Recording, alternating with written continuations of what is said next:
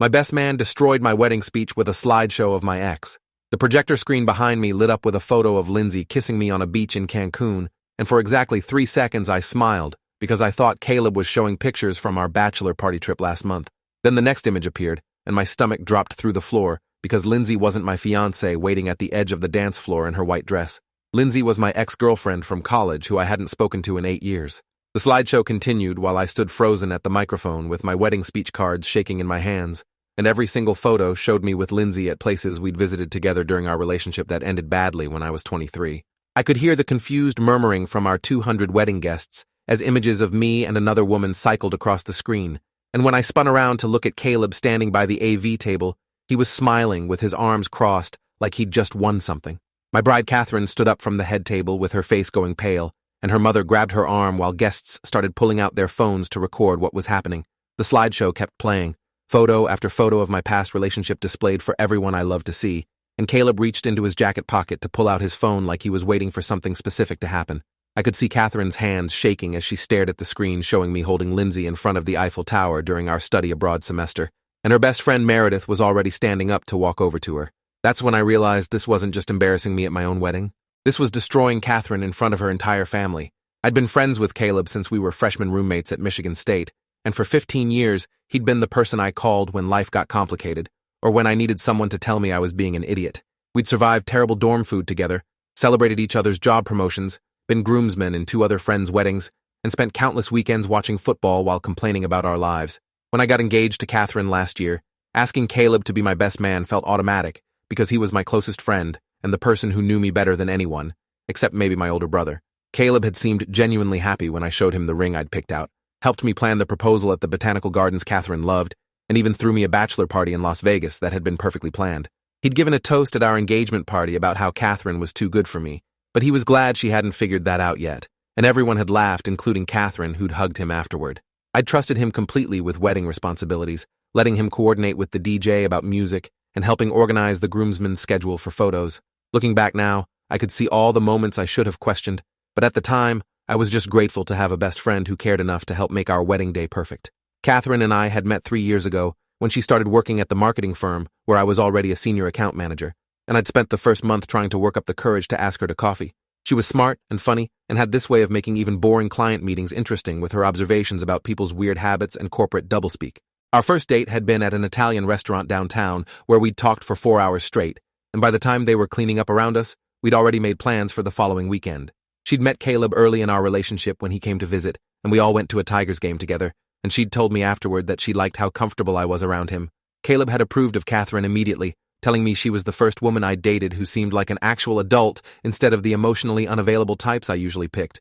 He'd been supportive through our entire relationship, giving me advice when Catherine and I had our first big argument about moving in together, helping me workshop the perfect proposal speech, and generally acting like the best friend everyone hopes to have during major life events. That's why standing at my wedding reception with his slideshow of my ex-girlfriend playing behind me felt like the floor had opened up underneath everything I thought I knew about my life. If you are enjoying this story already, please subscribe to see more stories like this. The photos kept cycling through moments from my relationship with Lindsay that I'd almost forgotten existed. There we were at her parents' lake house during summer break, laughing on a dock with our feet in the water. Another image showed us at a Halloween party dressed as characters from some movie I couldn't even remember now, her arms around my neck, and both of us clearly drunk and happy. Then came a photo from Christmas 8 years ago, when Lindsay had stayed with my family, and I could see my mom smiling in the background while Lindsay and I posed in front of their tree. Each image was a reminder of a relationship that had felt important at the time, but had ended messily when Lindsay accused me of not being emotionally available enough, and I'd told her she was too demanding and clingy. We'd broken up during finals week of senior year with both of us crying and saying cruel things we couldn't take back, and I'd spent the summer after graduation drinking too much and telling myself I was better off alone.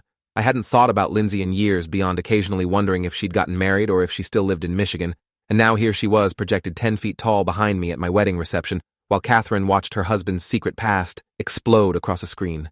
I finally found my voice and yelled at Caleb to turn off the projector, but he just stood there with that strange smile and shook his head. My brother David rushed over to the AV table and started frantically pressing buttons on the laptop controlling the slideshow, but nothing happened because Caleb had apparently locked it somehow. Catherine's father stood up from the head table and started walking toward Caleb with his face getting red, and I could hear Catherine's mother trying to calm her down while several bridesmaids clustered around her protectively. The photos just kept coming, maybe 50 or 60 images total that Caleb must have collected from social media or old shared albums, each one showing me and Lindsay looking happy and in love during our college relationship. My hands were still shaking when I dropped my speech cards on the floor and ran to the AV table where David was now trying to physically disconnect the laptop from the projector. Caleb stepped back casually and said something to David that I couldn't hear over the noise of confused and angry wedding guests. And then he walked calmly toward the exit, like he'd just finished a normal best man duty instead of destroying my wedding reception. Catherine disappeared from the head table, and I saw Meredith following her toward the bathroom, which meant she was either crying or about to be sick, or both. Her parents were now both standing and arguing with each other about what to do, while my mom rushed over looking horrified and asking what was happening. David finally got the laptop disconnected, and the projector screen went dark. But the damage was catastrophically done because everyone had seen at least a dozen photos of me with my ex-girlfriend during what was supposed to be my wedding speech. I ran after Catherine and found her in the bathroom with Meredith and 2 other bridesmaids surrounding her while she sobbed into paper towels. When she saw me, she asked through tears who Lindsay was and why my best man had photos of us together and why I'd never mentioned having a serious girlfriend before her. I tried to explain that Lindsay was ancient history from college, that I hadn't talked to her in 8 years, that I had no idea where Caleb got those photos or why he would do this. But Catherine just kept crying and asking if I'd been lying about my past, if there were other serious relationships I'd hidden, if I'd somehow planned this with Caleb as some kind of sick joke. I stood outside that bathroom door for 20 minutes while Meredith came out periodically to tell me Catherine needed more time and that maybe I should go deal with our guests who were all standing around confused and horrified. My dad had apparently taken charge of the situation and was making announcements about technical difficulties and encouraging people to enjoy the dinner buffet that was still being served, but I could see guests huddled in groups clearly gossiping about what they'd just witnessed. Some people were already leaving, grabbing their coats and gift bags while shooting sympathetic or judgmental looks in my direction. My mom grabbed my arm and asked what had happened with that slideshow and who was the girl in all those photos, and I had to explain my entire relationship history with Lindsay right there in the reception hall corridor while my bride hid in the bathroom. She wanted to know why Caleb would sabotage my wedding like this, if we'd had some kind of falling out I hadn't mentioned, if there was bad blood between us I'd been hiding. I told her I had absolutely no idea, because as far as I knew, Caleb and I were fine, and he'd seemed genuinely excited about being my best man. David found me slumped against the wall outside the bathrooms and said Caleb had left the venue entirely, just walked out to his car and driven away without saying anything to anyone. He'd asked some of the other groomsmen if they knew what was going on, but everyone was just as confused as we were because Caleb had never mentioned having any problems with me or issues with the wedding. One of the groomsmen said Caleb had been acting a little weird during the bachelor party, drinking more than usual and making strange comments about marriage being a trap, but they'd all just assumed he was going through something personal and didn't push him about it. David asked if I wanted him to call Caleb and demand an explanation, but I said I needed to focus on Catherine first and deal with Caleb later because my marriage was currently falling apart in a bathroom while our guests ate overpriced chicken and pretended not to stare. My brother nodded and said he'd handle damage control with our family while I tried to salvage things with my bride, but his face told me he thought the situation was probably beyond salvaging at this point. Catherine finally emerged from the bathroom with her makeup repaired and her face set in this blank expression that scared me more than her tears had. She walked past me without speaking and went directly to her parents' table where they were sitting with her aunt and uncle looking devastated.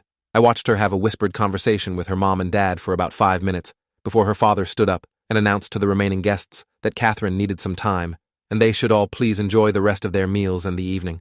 Then Catherine walked to the exit with both her parents flanking her, and Meredith grabbed her overnight bag from the bridal suite and followed them out.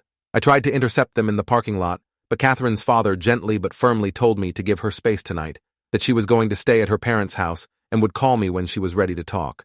I watched my bride get into her parents' car, still wearing her wedding dress, and they drove away from our reception venue while I stood there in my tuxedo, feeling like I'd been hit by a truck.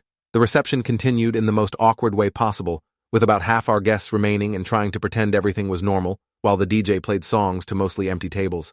My family clustered around me offering support and asking questions I couldn't answer, while Catherine's side of the venue sat mostly empty, except for a few brave relatives who'd decided to stick around. My mom kept asking if she should call Catherine's mother to explain that this wasn't my fault, but I told her to please just let it be for tonight because anything we said right now would probably make it worse. I spent the rest of the evening in a daze, mechanically thanking people for coming when they left early with sympathetic faces and trying to figure out what the hell had just happened to my wedding.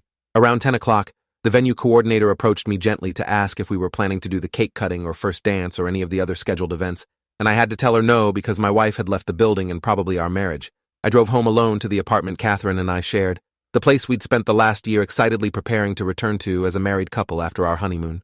Our suitcases sat packed by the door ready for our flight to Greece tomorrow morning, and wedding cards were stacked on the entry table from guests who'd brought them instead of mailing. I sat on our couch, still in my tuxedo, and tried calling Caleb about 15 times, but every call went straight to voicemail, like he'd turned off his phone entirely. I left increasingly angry messages demanding to know what he'd done and why he'd destroyed my wedding, but got no response, except digital silence. Catherine wouldn't answer my calls either, and Meredith finally texted me around midnight to say Catherine was safe at her parents' house, but wasn't ready to talk yet. I asked Meredith if she had any idea why Caleb would do this, if Catherine had ever mentioned problems with him, or if she'd seen warning signs, but she said she was just as confused as everyone else, and that Caleb had always seemed like a good friend who cared about me. I didn't sleep at all that night, just lay in our bed staring at the ceiling and replaying every interaction I'd had with Caleb over the past year, trying to find the moment when something had gone wrong. He'd seemed fine at our engagement party, happy and supportive and making jokes about how I'd finally found someone who could tolerate my obsession with baseball statistics. He'd been helpful during wedding planning, never complaining when I asked him to coordinate with vendors or organize the groomsmen for fittings. The bachelor party in Vegas had been incredible, perfectly planned with activities everyone enjoyed, and no drama or weird moments I could remember now as red flags. Even the day before the wedding, when we'd all gotten together for the rehearsal dinner, Caleb had given a touching speech about our friendship and how glad he was to stand beside me. There had been absolutely nothing in his behavior that suggested he was planning to humiliate me and destroy my marriage before it even legally began. I grabbed my laptop around 3 a.m. and started searching through old text messages between us, looking for clues or hints or anything that might explain his actions, but found only normal friend conversation about sports and work and wedding logistics. Sunday morning came with harsh sunlight through our bedroom windows and the realization that I was supposed to be flying to Greece in 6 hours with my new wife, who currently wasn't speaking to me. I called the airline and canceled both tickets, losing the money, but knowing there was no way we'd be going on our honeymoon now.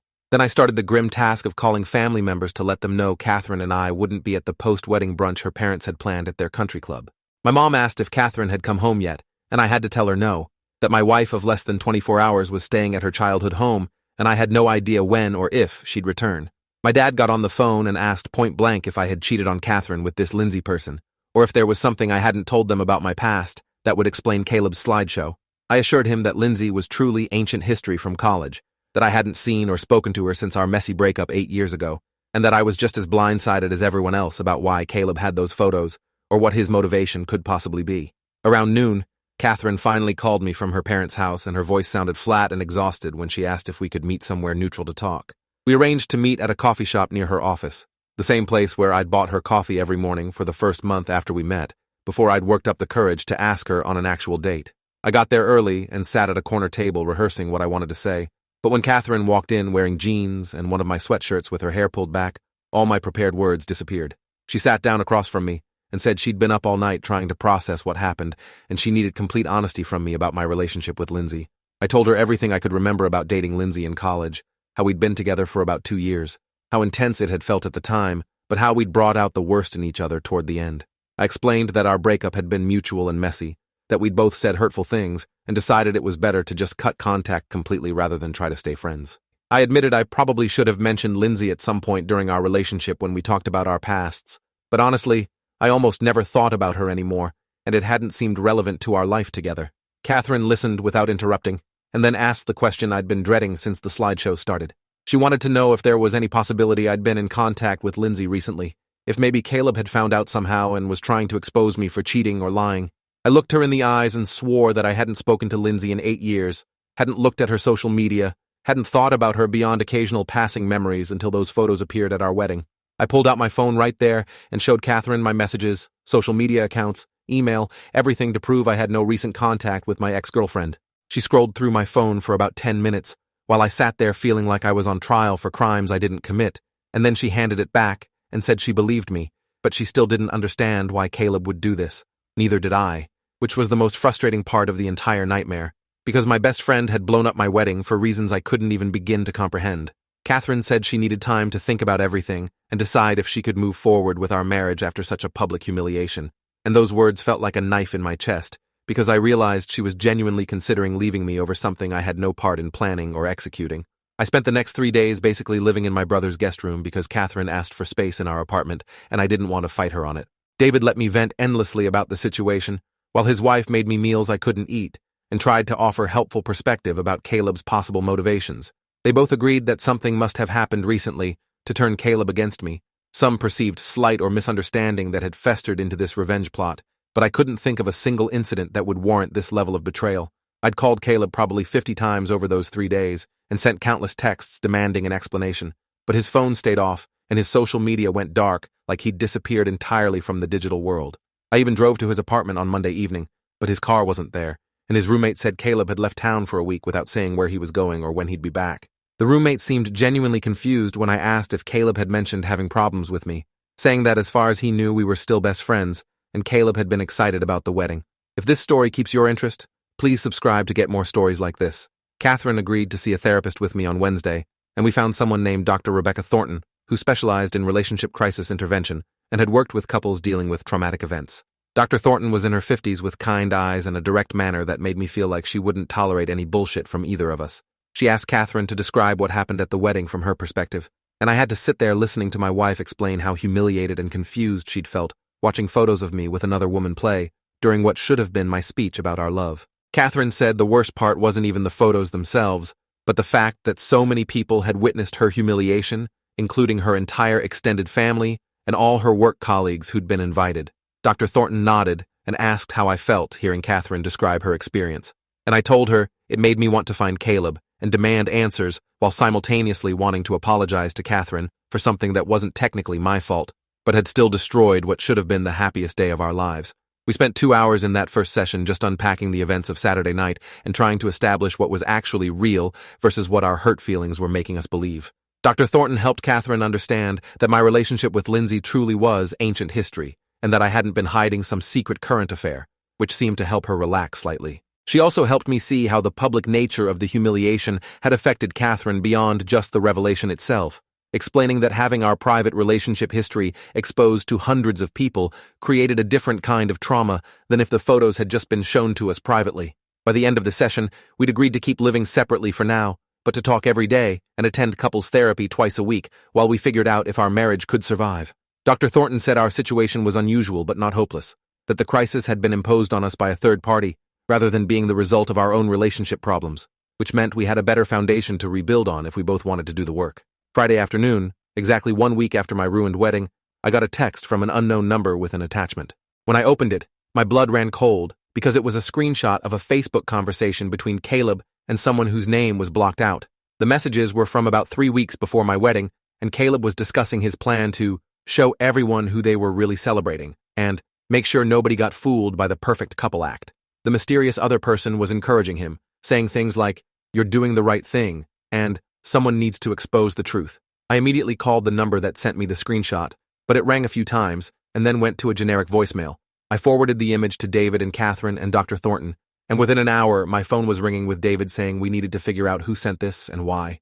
The screenshot showed that Caleb's attack on my wedding had been premeditated for weeks, carefully planned rather than some spontaneous moment of insanity, which somehow made it feel even worse because it meant he'd stood beside me at the rehearsal dinner knowing what he was about to do. Catherine called me in tears after seeing the screenshot and said she wanted to know who Caleb had been talking to and what their angle was.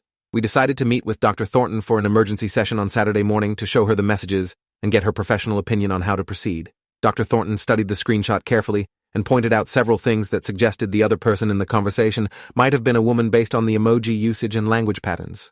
She asked if I could think of any women in Caleb's life who might have a grudge against me or Catherine, and I drew a blank because Caleb's girlfriend had broken up with him months before the wedding and I'd never had any conflict with her.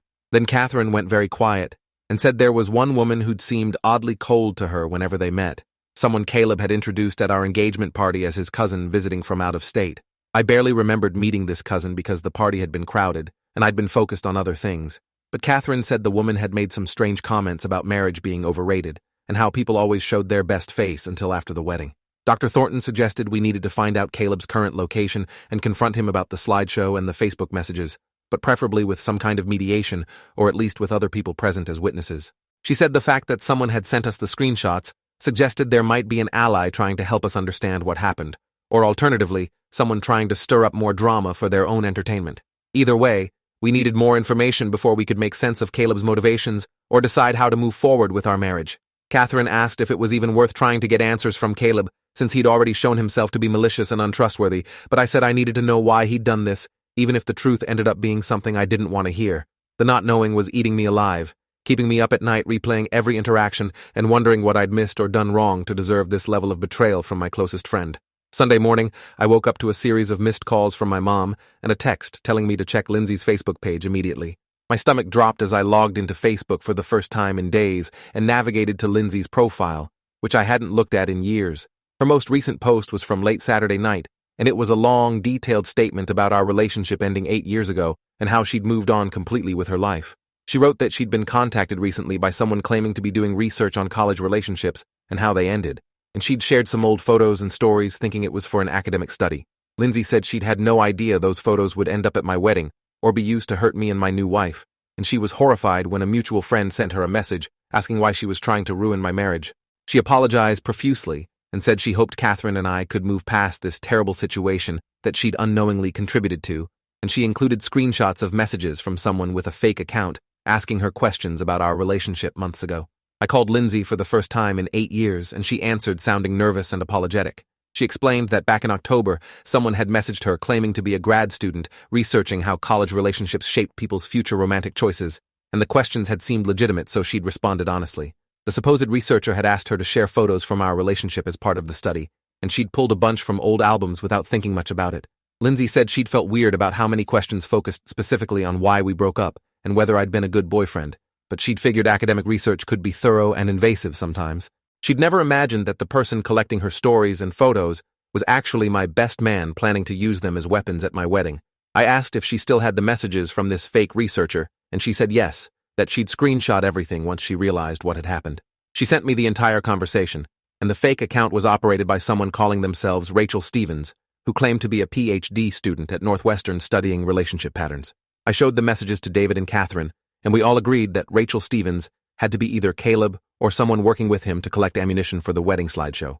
The questions this person asked Lindsay were oddly specific about the negative aspects of our relationship, asking things like, "Did you ever feel like he wasn't fully committed?"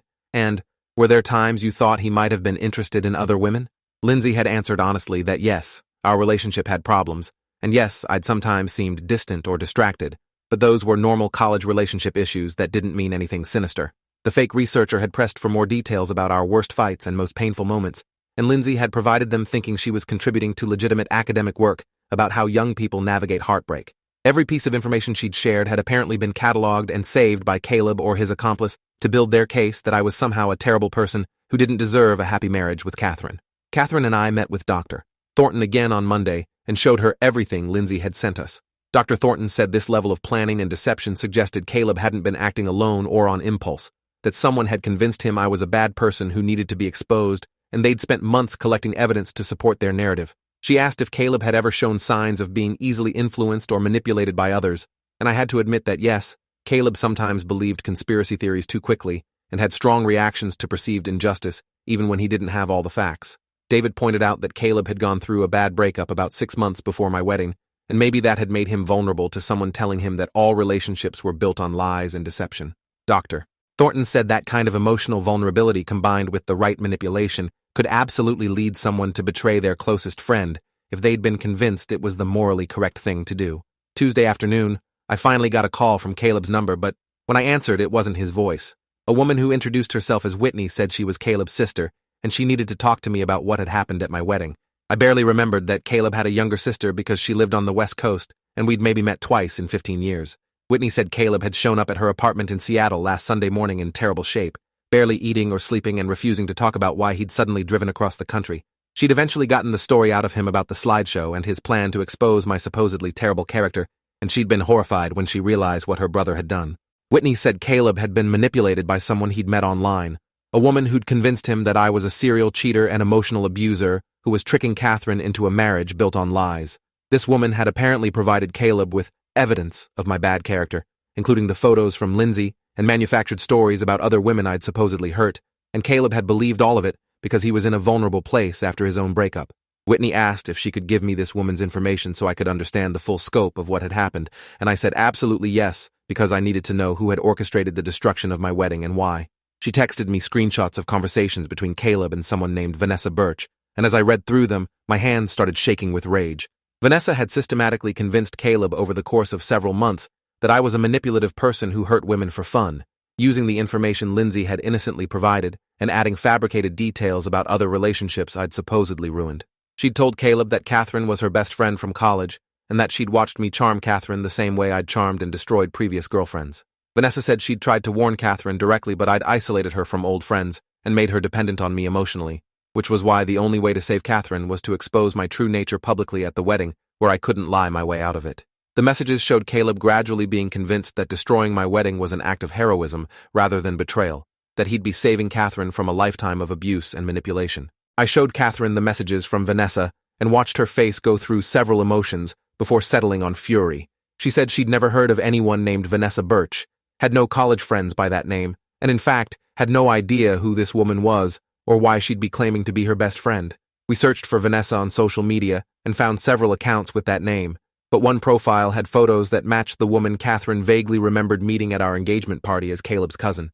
This Vanessa's Facebook showed she was from Michigan and had attended Michigan State at the same time Lindsay and I were there, which meant she'd probably known about my relationship with Lindsay firsthand rather than just through research.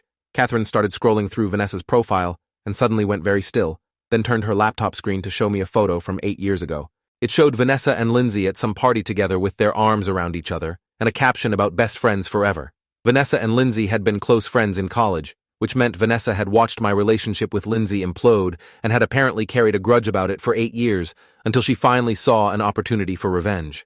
I called Lindsay back and asked her point blank if she knew Vanessa Birch, and there was a long silence before she admitted that yes, Vanessa had been her roommate senior year and they'd been very close. Lindsay said Vanessa had taken our breakup personally, blaming me entirely for Lindsay's pain and calling me manipulative and emotionally abusive, even though Lindsay tried to explain it had been mutual. She said Vanessa had wanted to confront me after the breakup, but Lindsay had asked her not to because she just wanted to move on. Lindsay hadn't stayed in close touch with Vanessa after college because Vanessa's anger about the situation had been exhausting and unhealthy. She'd lost track of Vanessa over the years and had no idea she was still holding on to this grudge or that she'd been the one asking about photos for the supposed research study. I asked Lindsay if Vanessa had been the person messaging her about the academic research, and Lindsay said she'd have to check, but the timing would make sense because the fake researcher had contacted her right around when Vanessa had randomly friend requested her again after years of no contact. Dr. Thornton listened to all of this during our Wednesday session and said we were dealing with what she called proxy revenge, where Vanessa had used Caleb as a weapon to hurt me for perceived wrongs from 8 years ago. She explained that some people became fixated on their friend's emotional pain and adopted it as their own, building narratives where they were the hero protecting someone from a villain even when the supposed victim had moved on completely. Vanessa had clearly never let go of her anger about Lindsay's heartbreak, and when she'd discovered I was getting married, she'd seen an opportunity to punish me using my own best friend as the delivery method. Dr. Thornton said the manipulation of Caleb was actually quite sophisticated, feeding him information slowly over months and framing the wedding sabotage as a moral imperative rather than petty revenge.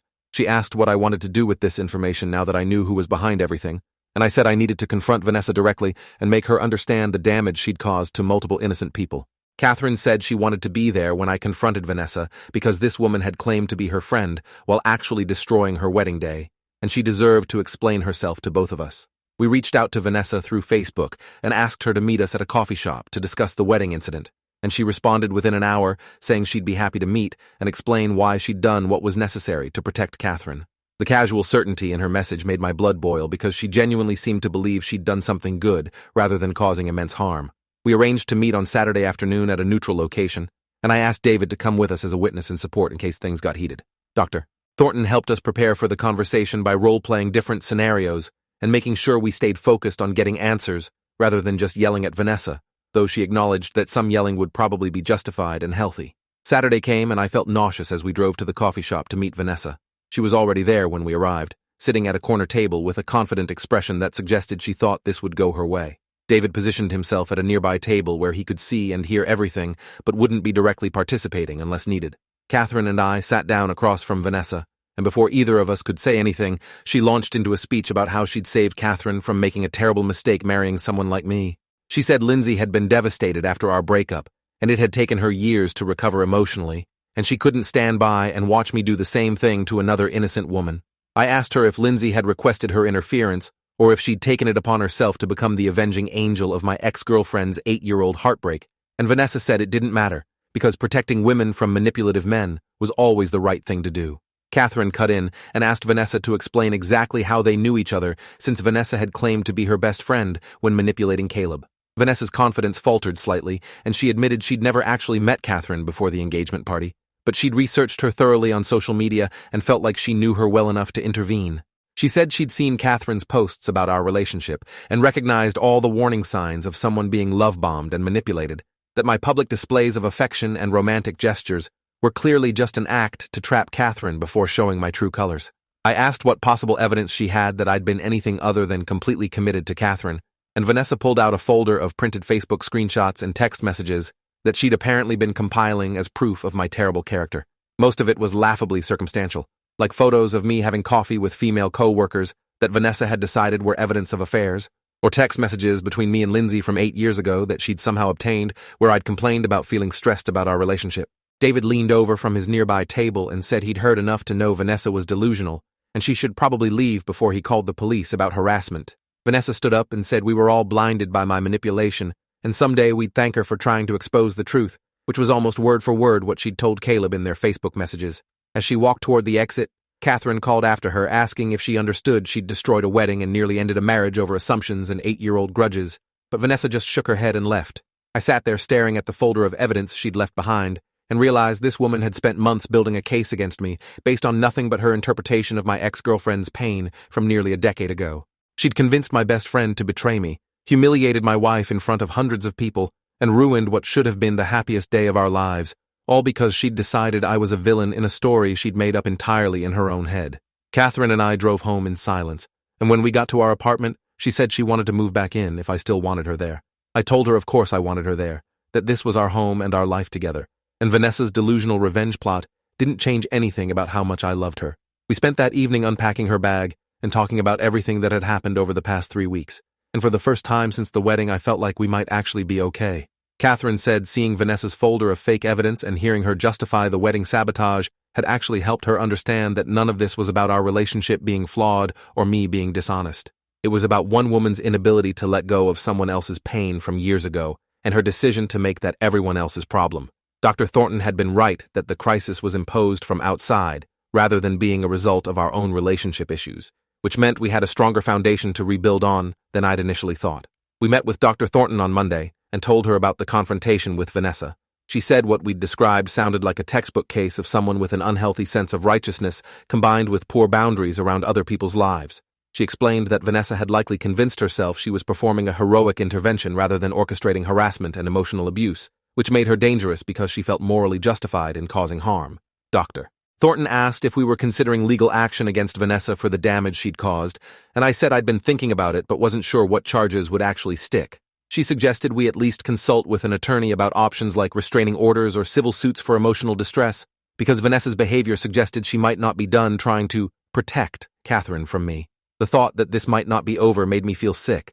But Catherine squeezed my hand and said we'd face whatever came next together this time instead of letting it drive us apart. I reached out to an attorney named Daniel Griffin who specialized in harassment and defamation cases, and he reviewed everything we had, including the Facebook messages between Vanessa and Caleb, the screenshots from Lindsay about the fake researcher, and Vanessa's folder of fabricated evidence. Daniel said we had a solid case for intentional infliction of emotional distress and possibly defamation, depending on what Vanessa had told other people about me. He explained that her manipulation of Caleb and orchestration of the wedding sabotage showed clear intent to cause harm, and her folder of evidence proved she'd been planning this for months. Daniel said he could file a civil lawsuit and also help us get a restraining order requiring Vanessa to stay away from both of us and stop her campaign of harassment. The lawsuit wouldn't undo the damage to our wedding day, but it would at least send a message that destroying people's lives based on delusional revenge fantasies had real consequences. Whitney called me again to say Caleb was finally ready to talk and wanted to apologize for what he'd done. She said he'd been in therapy since arriving in Seattle and was starting to understand how completely he'd been manipulated by Vanessa's lies about me. I asked if Caleb had any idea how much damage he'd caused or if he was just sorry he got caught, and Whitney sighed and said probably a bit of both, but mostly he seemed genuinely horrified by what he'd done to Catherine especially. She asked if I'd be willing to have a conversation with Caleb either in person or over video chat, and I said I needed to think about it because part of me never wanted to speak to him again. Catherine said I should at least hear what he had to say, even if I decided afterward to cut him out of my life completely, that getting his perspective might help with closure. Dr. Thornton agreed and said hearing Caleb's apology and explanation could be part of our healing process, as long as I went in with realistic expectations about what the conversation could accomplish. I agreed to a video call with Caleb on Thursday evening, with Catherine and Whitney also present as witnesses. When Caleb's face appeared on screen, he looked terrible, like he hadn't been sleeping or eating properly in weeks. He started crying almost immediately and said he was so sorry that he'd believed Vanessa's lies because he wanted to believe he was protecting someone and doing something meaningful after his own breakup had left him feeling worthless. He explained how Vanessa had slowly fed him information over months, starting with small criticisms of my character and building up to full accusations of being an abusive manipulator. Caleb said he'd ignored his own doubts and the voice in his head saying this didn't match the friend he'd known for 15 years because Vanessa had been so convincing and passionate about protecting Catherine. He'd convinced himself that good people sometimes had to do hard things to protect the innocent, and that destroying my wedding speech was the price of saving Catherine from a lifetime of unhappiness.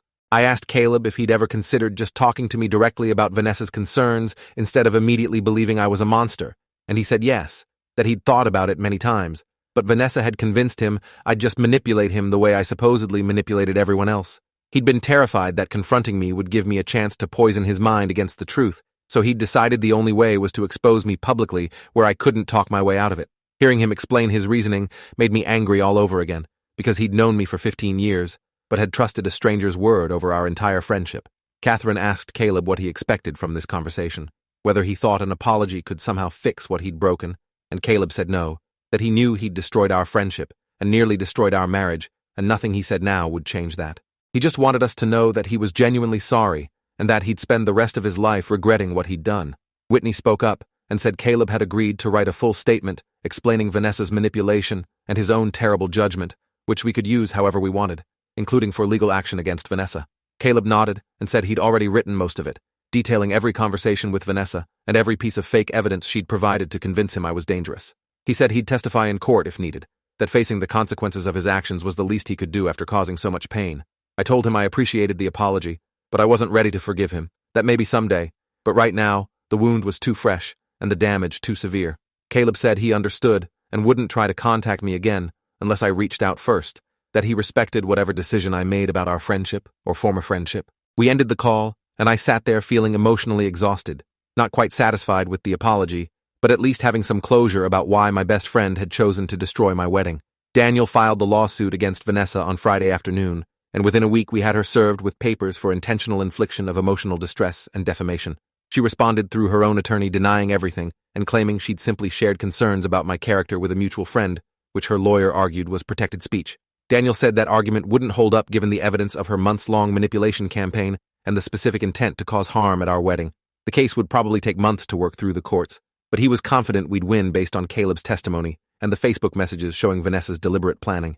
Catherine and I also got a temporary restraining order requiring Vanessa to stay at least 500 feet away from us and to cease all contact, direct or indirect, which at least meant she couldn't continue her harassment campaign while the lawsuit proceeded. Lindsay called to apologize for her part in everything, even though she'd been an unwitting victim of Vanessa's scheme. She said she'd had no idea Vanessa was still so angry about our breakup, or that she'd been manipulated into providing ammunition for a wedding sabotage. I told Lindsay she hadn't done anything wrong, and that Vanessa had clearly lied about the research study purpose, that Lindsay couldn't have known her old photos and honest reflections would be used as weapons. Lindsay said she'd been contacted by Daniel's office about potentially testifying regarding Vanessa's deception, and she was willing to help however we needed. She also mentioned that Vanessa had tried to contact her after being served with the lawsuit, trying to convince Lindsay to say the photos had been shared voluntarily for the wedding slideshow, but Lindsay had refused and screenshot the messages for our attorney. Vanessa's attempts to manipulate her former friend into providing false testimony just added to the evidence of her pattern of deception and manipulation. Catherine and I continued therapy with Dr. Thornton twice a week and slowly rebuilt the trust and intimacy that had been damaged by the wedding sabotage. We talked about planning a small vow renewal ceremony for our 1-year anniversary with just immediate family, a chance to create a positive memory to replace the nightmare of our actual wedding. Dr. Thornton said symbolic acts like that could be powerful tools for healing, giving us a chance to reclaim our narrative and celebrate our marriage without the shadow of Vanessa's revenge plot. We also talked about the wedding photos we did have from before the slideshow started, the ceremony images that showed us happy and in love without any hint of the chaos to come. Catherine said she wanted to print some of those and hang them in our apartment as a reminder that we'd survived something terrible and come out stronger. The photos of us exchanging vows and kissing after being pronounced married belonged to us alone, and Vanessa hadn't been able to poison those moments no matter how hard she'd tried. 6 months after the wedding disaster, Daniel called to say Vanessa's attorneys had approached him about settling the lawsuit out of court. Vanessa was offering a substantial financial settlement plus a written apology admitting her actions had been wrong and harmful. Daniel said we could reject the offer and proceed to trial if we wanted the satisfaction of a public judgment, but settling would mean getting compensation and closure much faster. Catherine and I discussed it and decided to accept the settlement because putting the whole situation behind us felt more important than dragging it out in court for another year. Vanessa's written apology was stiff and clearly drafted by her lawyer, but it at least acknowledged that she'd intentionally manipulated Caleb and orchestrated the wedding sabotage based on delusional assumptions about my character. The settlement money wouldn't undo the damage to our wedding day, but we decided to use it to fund an actual honeymoon in Greece, finally taking the trip we'd missed because of Vanessa's sabotage. We flew to Greece in early fall and spent 2 weeks exploring Athens and the islands, creating the memories we should have had right after our wedding. Catherine and I talked about everything we'd been through over the past year, how close we'd come to losing each other, and how glad we were that we'd fought to save our marriage instead of letting Vanessa's revenge plot destroy what we'd built together. One evening on a beach in Santorini, Catherine said she'd been thinking about the slideshow and had realized that in a weird way, Vanessa had actually shown everyone how strong our relationship was. We'd survived public humiliation, manipulation, betrayal, and near divorce, and we were still together and more committed than ever. The photos from Lindsay might have shown a previous relationship, but they also showed how far I'd come and grown since college, and how different and better my marriage to Catherine was than anything I'd experienced before. I never spoke to Caleb again after that video call, and eventually I stopped feeling angry when I thought about him. He'd been manipulated by someone he trusted during a vulnerable time, and while that didn't excuse the damage he'd caused, I could at least understand the path that led him to betray me. Whitney sent occasional updates saying he'd stayed in Seattle and was continuing therapy, working on understanding why he'd been so susceptible to Vanessa's manipulation and learning to question information before accepting it as truth. She said he still carried immense guilt about the wedding, and probably always would, which seemed like an appropriate consequence for destroying his best friend's marriage ceremony. I deleted his number from my phone and unfollowed him on social media, not out of anger anymore, but just because that chapter of my life was closed. The friend I'd trusted for 15 years was gone, replaced by someone I didn't recognize and didn't particularly want to know. Catherine and I celebrated our first anniversary with the small vow renewal ceremony we'd planned, and this time everything went perfectly, because the only people present were those who genuinely loved and supported us. My brother served as best man since that role was now vacant, and Catherine's sister stood as her maid of honor. We wrote new vows, focusing on what we'd learned over the past year about resilience and choosing each other even when outside forces tried to pull us apart. Our parents cried during the ceremony, but in a good way this time, relieved to see us happy and solid after the nightmare of the previous year. After the ceremony, we had dinner at a nice restaurant with just family, and I gave a speech about Catherine that included all the things I'd wanted to say at our actual wedding before Caleb's slideshow destroyed the moment. I talked about her strength during the crisis, her willingness to fight for our marriage even when it would have been easier to walk away, and how grateful I was that she'd seen past Vanessa's delusional revenge plot to the truth of who I actually was and what we had together. Looking back on everything that happened, I understood how one person's inability to let go of someone else's pain had created a cascade of damage affecting multiple lives. Vanessa's obsession with Lindsay's 8-year-old heartbreak had led her to manipulate Caleb into destroying my wedding, which nearly ended my marriage and cost her a substantial settlement in the lawsuit. Caleb's vulnerability after his own breakup had made him susceptible to manipulation, and his choice to believe a stranger over his best friend of 15 years had cost him that friendship permanently. Lindsay had been dragged into drama she'd moved past years ago, manipulated into providing ammunition for a revenge plot she never wanted or authorized, and Catherine and I had nearly lost everything we'd built together because one delusional woman had decided I was a villain based entirely on her own warped interpretation of events from nearly a decade earlier. But we'd survived, and our marriage was stronger for having been tested so severely. We'd learned how to communicate during crisis, how to trust each other even when outside forces tried to create doubt, and how to fight for what mattered instead of giving up when things got hard. The slideshow that was supposed to destroy us had ultimately shown us what we were capable of surviving together. Vanessa's revenge plot had failed in every way that mattered, because Catherine and I were still married, still in love, and finally able to laugh about the absurdity of someone spending months planning to destroy a wedding based on nothing but delusion and 8-year-old grudges. The lawsuit settlement money funded our delayed honeymoon, and the restraining order meant Vanessa couldn't continue her campaign of harassment. Caleb's statement had provided closure about why my best friend had betrayed me, even if I'd never forgive him for choosing to believe lies about me. And the vow renewal gave us the wedding moment we deserved, free from sabotage and filled with actual joy instead of shock and confusion.